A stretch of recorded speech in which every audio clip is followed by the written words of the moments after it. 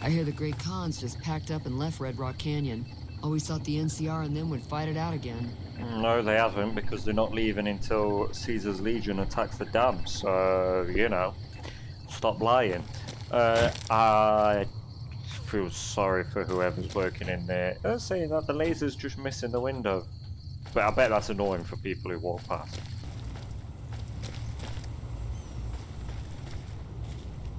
First recon's at Camp Forlorn Hope. Now we've got a chance to hold it. Are they now?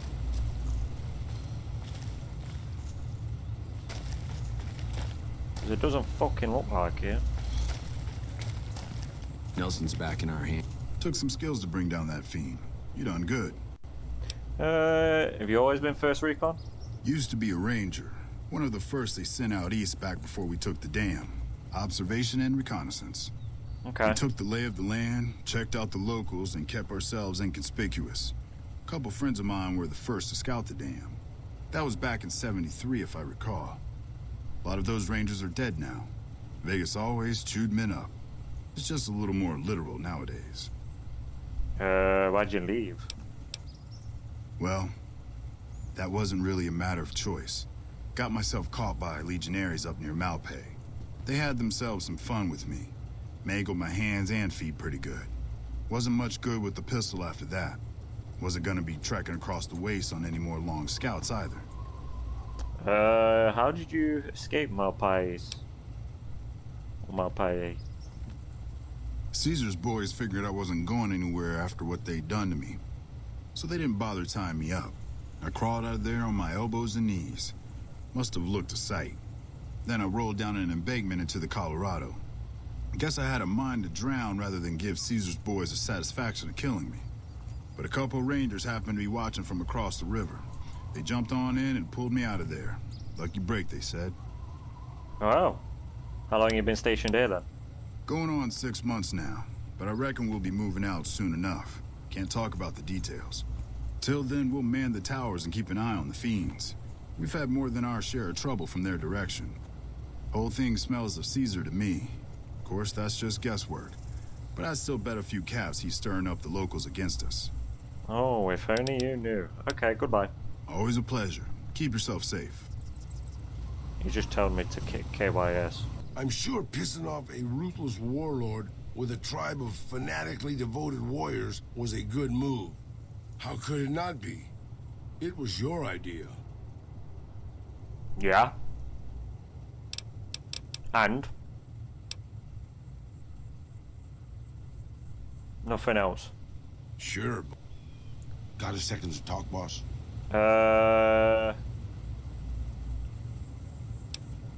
Yeah, sure. What's on your mind? Meeting Corporal Sterling. Well, it kinda got me thinking. Here's a guy that's been beat all to hell, right? I mean, he could have retired from the service, but instead he signs back on and does what he can. You think he did the right thing? I think that it's good that he's devoted to his duty. More people should act that way.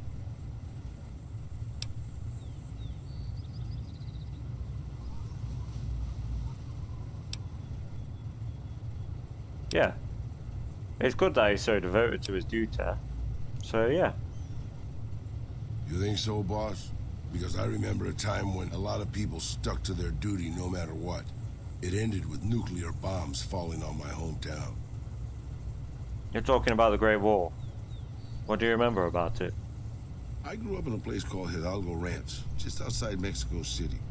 It wasn't much, just a bit of a farm, with a house for 3 generations of Tejadas. I wasn't the best behaved kid. I was quick with my hands, with a pistol or a wrench. And I wasn't afraid to get into fights over it. I never killed anybody, but I had my share of run-ins with the police. Mostly my family kept me in line. This was before the war. We were far enough away from Mexico City when the bombs fell that we missed the worst of it. But things got bad quick. Go on. Continue. Just a few days after Mexico City was vaporized, refugees started pouring down the road to our ranch. We helped who we could, but there were so many. Eventually, my father started turning people away before we ran out of food. Things got violent. My father and I got our guns, and we drove them off. What happened then? About 24 men came back in the night after we'd gone to sleep. They set fire to the ranch house and barred the doors from the outside. My whole family was trapped inside. I smelled the smoke, and I got myself and my little sister Rafaela out through a window. But everyone else, my parents, my grandmother, my 2 brothers, and 2 of my sisters, all died. What happened then? Rafaela and I ran. We were pursued by some of the men who attacked our home. But I was always a good shot. The ones who came after us, I killed. The rest, I left be. I had to take care of Rafaela, not throw my life away on revenge. And you blame yourself for this? Maybe. I don't know. All I know is that for all my skills with a pistol, I couldn't help them. Anyway, that was weighing on my mind. Thanks for letting me get it out in the open, boss. It's cool. The bungalow's bigger on the inside. Anyway, Ranger Andy. What's new? Raul is wondering if old people can still be useful. So, what do you do here, Andy? Right now, a whole lot of sitting on my keister and counting cracks in the ceiling. I wouldn't wish it on anybody. On better days, I help keep the peace. Boone and Vargas watch the road. I watch the town. Tell myself I'm doing some good.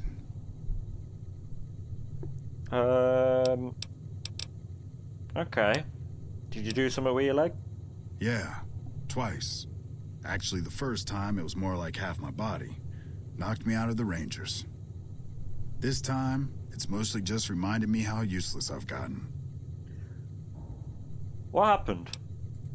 A few years back, we get a tip that some Legion slavers were holed up in this burnt-out house a few clicks from where we were stationed. We get there and it's deserted. No sign anyone's been there. I mean, nothing. As we're leaving, I hear something behind me. I turn around and there's this kid, just skin and bone, and he's looking up at us and he's scared half to death. Been hiding in a closet. What did you do? I go to grab him out of there and I notice he's holding something in his hand. Something metal. He shuts himself back in the closet and that's when I see the grenade he's left by my feet. They do it a lot, the Legion, using kids. They know we'll hesitate. Anyway, that was the first time. Second time, I fell down those stairs in front of the motel, just in case I got to thinking I'd put it all behind me. Fair enough. So you're not with the NCR no more then, I guess? Was with them.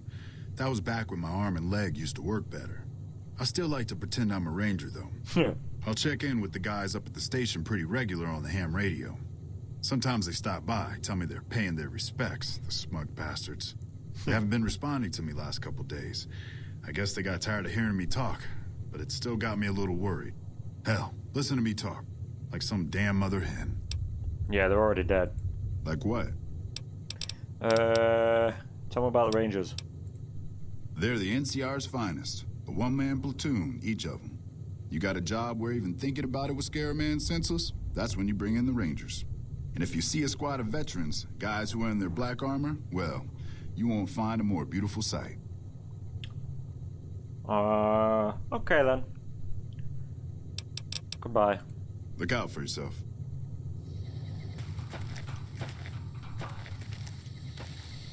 Hey, boss. Can I ask you something?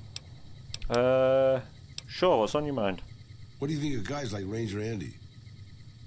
What do you mean guys like Ranger Andy? I think he's a hero of the NCR. That wasn't what I meant, really. I mean guys who have a world of experience doing what they do, but have to give it up because they're getting old and slow or too injured.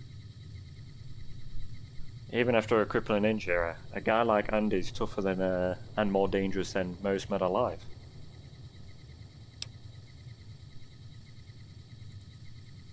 Maybe, yeah.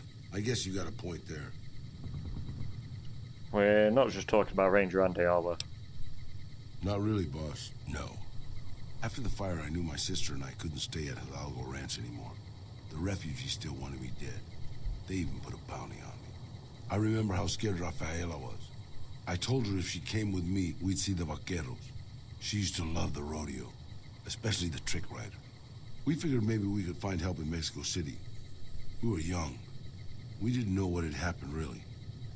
We didn't understand about the bombs. Wasn't Mexico City basically annihilated? I don't think it was as hard hit as DC or Bakersfield, but it was bad enough. By the time we got there, the city was a radioactive ruin. Still, the city was full of looters, already forming into the beginnings of raider tribes. Crime was bad before the war, but now it was a nightmare. We were living like scavengers, scraping by on what little food we could find, always looking for medicine for my burns. And then, of course, the radiation started to kick in, turning me into this handsome devil you see before you. That's pretty bad. You're a poet of understatement, boss. But there were moments it was almost worth it. I still remember finding that novelty costume shop. I was just looking around for something I could slice up to wrap my burns when I saw the vaquero outfit hanging on the rack like it hadn't been touched. I took it, not like anybody else needed it, you know, and wore it back to our camp. Rafaela laughed for the first time since the bombs had fallen. Wasn't it dangerous to be dressed so noticeably? It was. I started to build up a legend. Sometimes it headed off trouble, but most of the times it just started more. Young punks looking to prove themselves would come looking for me, but my eyes were sharp and my guns were quick. For a while, it seemed like we might even survive there, until Rafaela. What happened to her? She went out to find some food one day. I was sick, so I stayed at our camp. I guess it must have been the beginning of radiation poisoning. Anyway, it was supposed to be safe, but some raiders happened to pass through where she was scavenging. I won't speak of what they did to her. When I found her body, the only way to recognize her was this funny little scar on her knee from when she was a little girl. Holy shit. That's fucking terrible. Fucking sick bastards. Terrible doesn't begin to cover it, boss. I let my whole family down. First the ranch, now Rafaela. I was the last Tejada. I guess maybe I went a little crazy then. I took my guns and went back to that market. I didn't have many bullets, but I had enough. After the raiders were dead, I salvaged what I could from the store. I was tired. I just wanted to be alone forever. So, what did you do? I left Mexico City behind. I made my way out to the Gulf Coast. Eventually, I found an old Petro Chico refinery nobody had claimed. I stayed there for a little while, and I thought a lot about my life. I thought about the guns I'd lived by, and what they'd gotten me. I decided my guns hadn't gotten me anything, and it was time to give it up. I took off the old vaquero outfit and put on a Petro Chico jumpsuit. The name tag said Miguel, so I started using the name myself. Eventually, I made it to Arizona. That's another story, boss. Damn. Well, I'm happy you at least feel like you can share that with me. Loyal, you old Sorry, bastard. no time to talk, outsider. What are you doing? Isn't that bomber a beauty? Thanks so much for making an old man's dreams come true. Goodbye. See ya.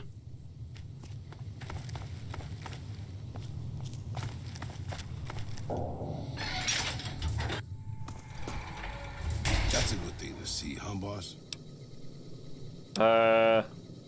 What were you talking about? That loyal guy. He's getting up there in years, but he still finds a way to make himself useful to his people. If you ask me, that's better than withering away all alone or holding on to some faded piece of glory from your past. Loyal's using his years of knowledge to help his tribe, and I think that is a noble goal. Yeah, that's what I thought too. What's on your mind? Old history, boss. I left everything when I left Mexico. My home, my family, my name, even my face. I know it's surprising, boss, but I wasn't always just handsome. As far as the world knows, I was Miguel, and I was okay with that. I headed north for a while, and ended up in Tucson. Not Tucson, by the way. Things were good there. Well, maybe not good, but better than Mexico City anyways. I found myself a little shack, started fixing things. Fixing things? Well, sure, boss. I was always good at fixing things. Some I fixed for the town, some I fixed for other people, some I fixed just for the hell of it. It's a better way to use your hands than killing. And even then, I wasn't getting any younger or faster. I lived there for a long time, kept to myself, didn't get into any fights. Hell, the only reason I even kept my guns oiled was professional pride. So why aren't you still there? Getting there, boss. I'd been in Tucson. The locals can call it Tucson all they want, but it's Tucson, damn it. About 75 years when she showed up. Prettiest thing you ever saw, boss. Maybe it was just a trick of my senile brain, but I swear she looked just like my Rafaela. Her name was Claudia. She ended up taking work at one of the brothels in town. I never went to her, of course. How could I? But I looked after her in my own way.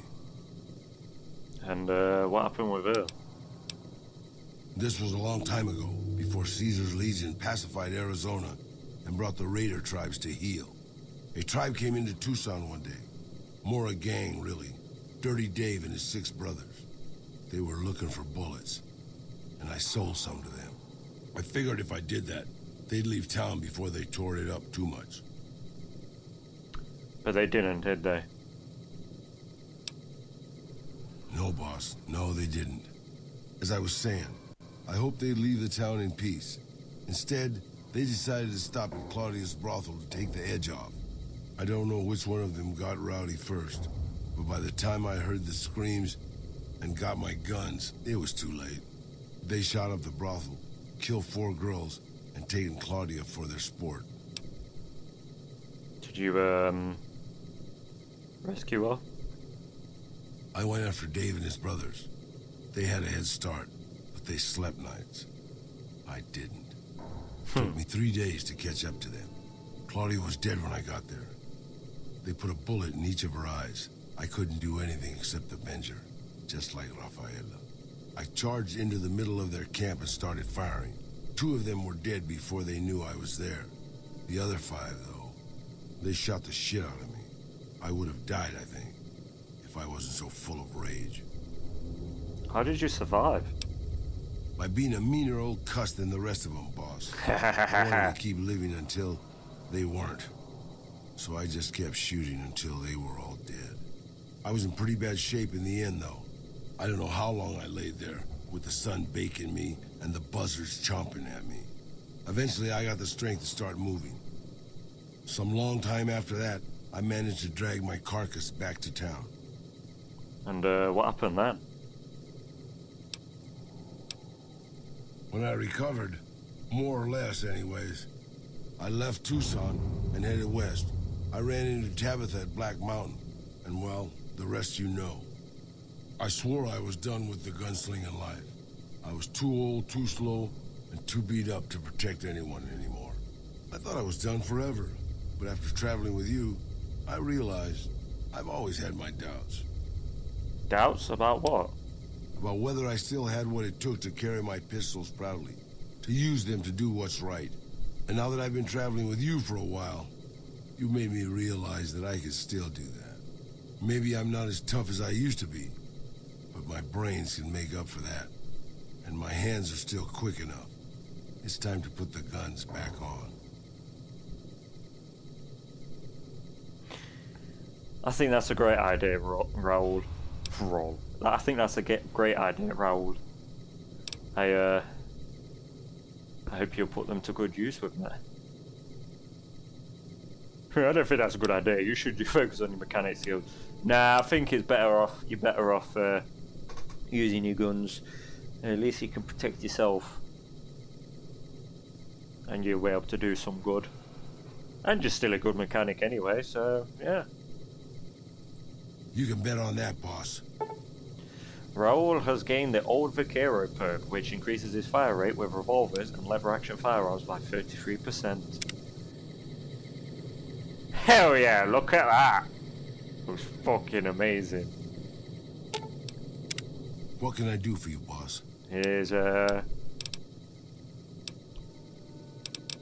I can ask for the stories again? Will you tell me some of your stories again? That's what I love about you, boss. Your firm belief that one day you'll actually remember things people tell you.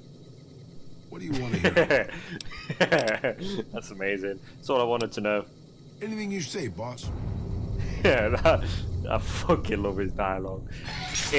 Raul and Veronica have the best dialogue. Like, it's fucking amazing. I hope this is not the bomber that they was on about, because this does not look very good.